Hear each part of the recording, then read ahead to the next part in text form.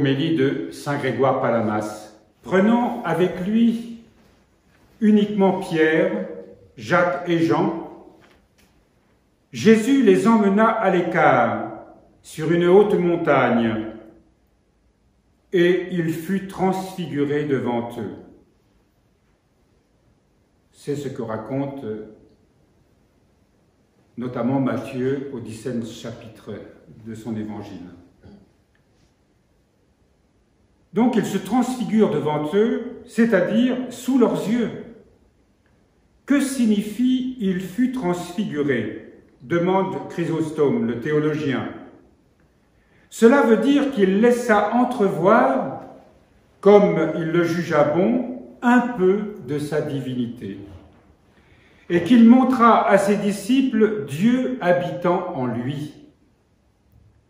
Pendant qu'il priait, dit saint Luc, son aspect changea, tandis que saint Matthieu écrit « il devint brillant comme le soleil ». Il dit « comme le soleil », non pas pour que nous concevions cette lumière comme quelque chose de sensible, mais il veut nous faire comprendre ceci, que le soleil est, pour ceux qui vivent selon les sens et qui voient par les sens, le Christ l'est dans sa nature divine, pour ceux qui vivent selon l'esprit et voient dans l'esprit. Dans la vision divine, ceux qui sont semblables à Dieu n'ont nul besoin d'une autre lumière que lui. Car pour ceux qui sont dans l'éternité, il n'est pas d'autre lumière que lui.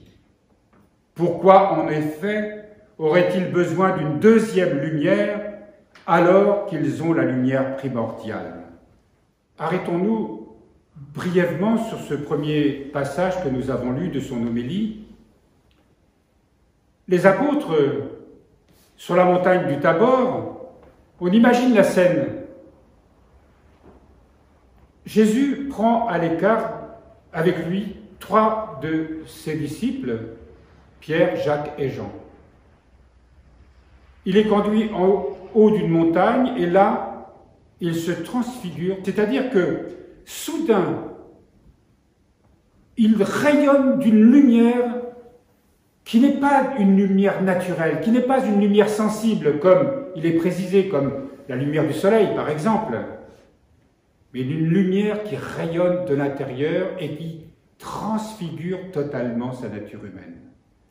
D'ailleurs, sur l'icône qui représente cet événement, l'icône de la transfiguration, on voit les 3 apôtres qui sont terrassés, saisis d'une crainte, subissant une puissance divine dont leur nature humaine a les plus grandes difficultés à supporter. Donc, ce qui est dit dans un premier passage, c'est que cette lumière est la lumière même de Dieu, la lumière même de la divinité. Ce n'est pas une lumière qui est issue d'une créature comme le soleil, mais Jésus manifeste la lumière divine, ce qu'on appelle les énergies divines, qui peuvent se manifester à travers une multitude de grâces d'ailleurs.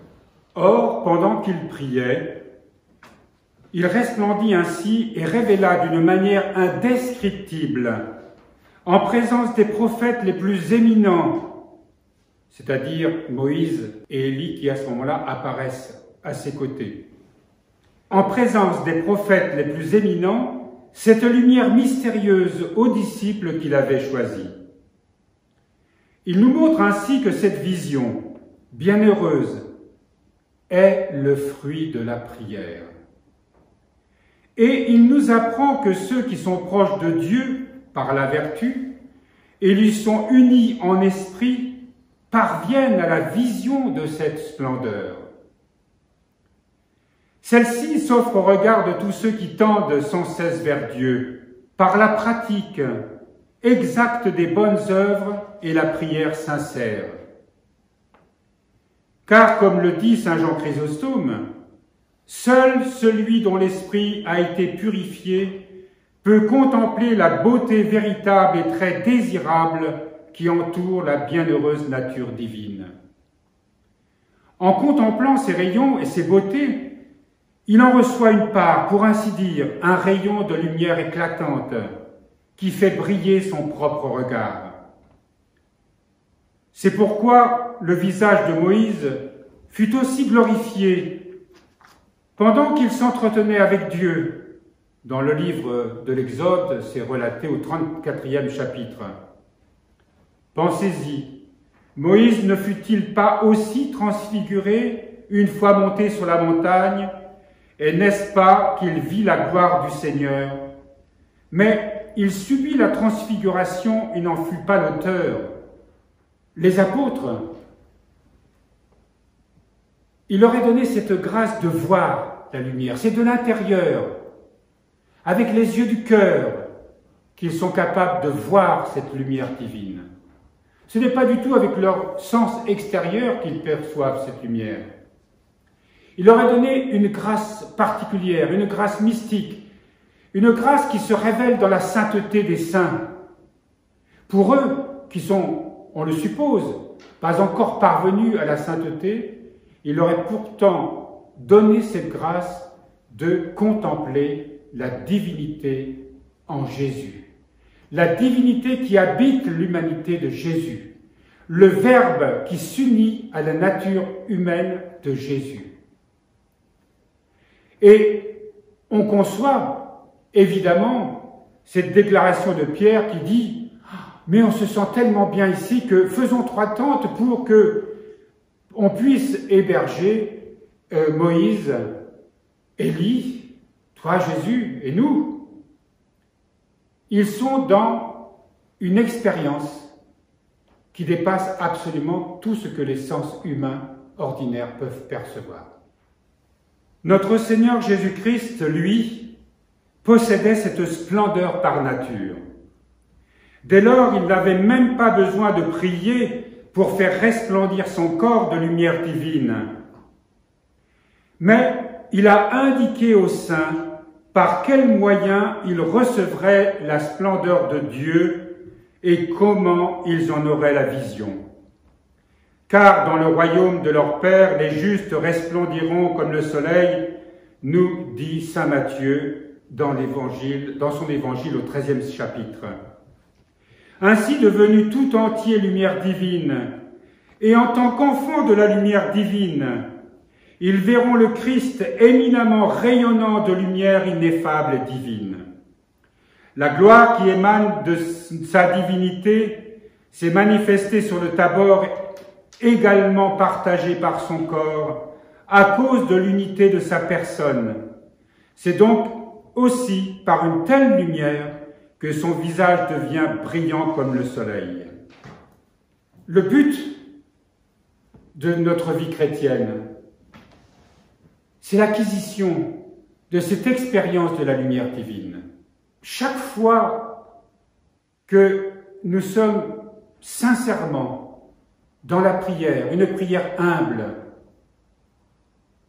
dans le sentiment d'être dans la présence divine, nous sommes comme les apôtres au mont Tabor, certes pas avec cette même révélation, mais nous recevons une part de cette lumière divine. C'est pour ça que dans les écrits mystiques, il nous est dit que nous devenons purs à cet instant. De pécheurs que nous étions avant, lorsque nous sommes dans la prière, lorsque nous sommes baignés dans cette aura divine qui infuse en nous sa grâce, sa lumière, sa vie, son amour, nous devenons purs. Et nous remarquerons que dans cet épisode de l'expérience de cette transfiguration que vivent les apôtres, le Seigneur les emmène en haut, sur une montagne, une haute montagne. C'est que nous aussi, il nous faut nous élever. Nous aussi, il nous faut gravir la montagne des vertus, la montagne de la sainteté, la montagne de la vie spirituelle. Et au fur et à mesure que nous montons, comme l'expérience humaine nous le montre d'ailleurs, on ne va pas gravir une haute montagne chargée de choses inutiles. Au contraire, on n'emporte que l'essentiel. Comme le thème du pèlerinage que vous avez vécu tout au long de cette session. Le voyage nous dépouille. Le voyage nous émonde. Le voyage nous débarrasse de tout ce qui n'est pas essentiel. Et d'ailleurs, on ne peut pas monter plus haut si on ne veut pas se débarrasser de certaines choses qui nous entravent. Et lorsque nous arrivons en haut, oui, nous sommes prêts à recevoir l'éclat pur de l'amour divin. Cette expérience, nous le voyons dans la vie des saints. Nous l'avons relaté souvent ici, saint Tugdual l'a connu. Savez-vous que saint Tugdual, au terme d'une nuit intérieure qui a duré 7 ans, une nuit intérieure où il avait le sentiment d'être sans espérance, aucune consolation divine, ne sachant pas pourquoi le Seigneur l'avait amené ici, ne sachant pas pourquoi il était dans des conditions si pauvres,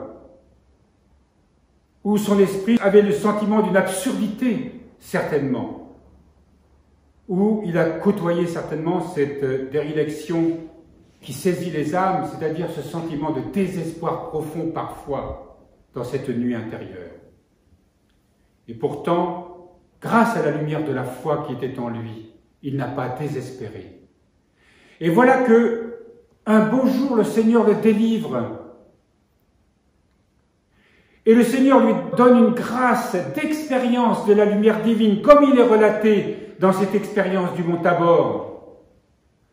Cette expérience de la lumière incréée, comme nous en parle saint Grégoire Palamas.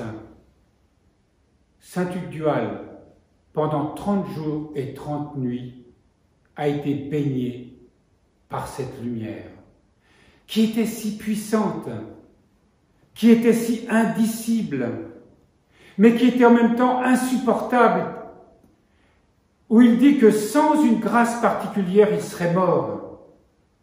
À l'instant même où cette lumière est venue jusqu'à lui. Et c'est au terme de ces 30 jours où sa nature a été totalement renouvelée.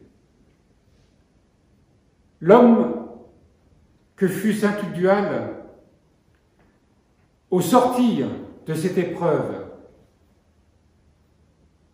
de 7 ans, délivré par cette expérience de la lumière divine, a été totalement transformé. Et c'est à partir de ce moment-là qu'il a commencé à écrire ses cahiers.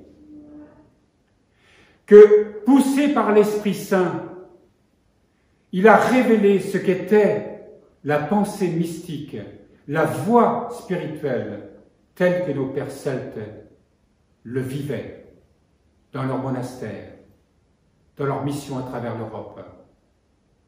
Cette pensée pure de toute relativité, comme il disait, c'est-à-dire que la foi, la sainteté, ne se réfère pas parce qu'on appartient à telle ou telle église, non, parce que tout simplement, on est pleinement unis à Dieu à travers le Seigneur Jésus, et que l'on accomplit là exactement ce que Dieu veut que l'on accomplisse.